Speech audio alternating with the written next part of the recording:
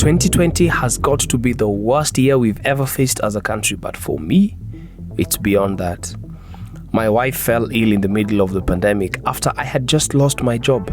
Things got so bad, I thought it was the end of the world. I watched her suffer in pain for many months and days helplessly.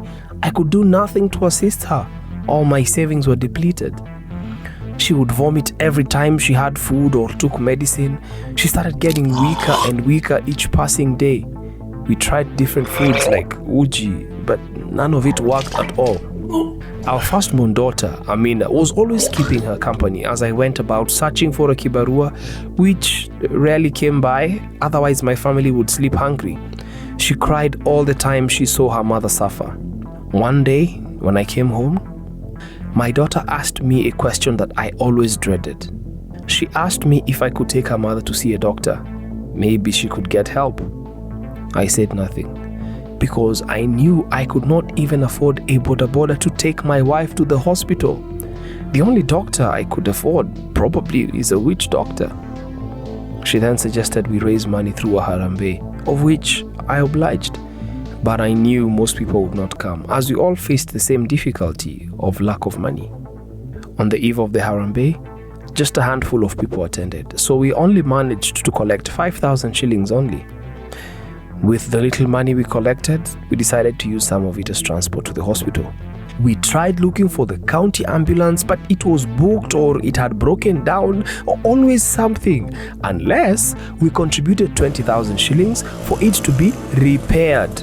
Then it was impossible for us to get its service. We settled on our neighbor's boda. We traveled for a long time, but thank heavens, we finally reached the county referral hospital. We were shocked to find the hospital deserted. All the doctors, nurses, and patients were nowhere to be seen. There was no one in sight. Even the morgue attendant, who normally bounced majestically every time he saw a potential client in one of the wards. All the doctors and nurses were demonstrating at the county offices as they demanded for accountability from the governor. I decided to join them with my sick wife because going back home was not going to save my wife. Our governor had embezzled funds meant for the doctors' personal protective gear and funds meant to help the poor during the COVID-19 pandemic. To say the truth, if a thief deserves mob justice on the streets, our governor deserves more than that as punishment. He borrowed money from foreign banks, which he now services with county funds, stacked money in foreign accounts, and bought a chopper with public money. When the election comes in 2022, vote wisely. Stop electing leaders like my governor.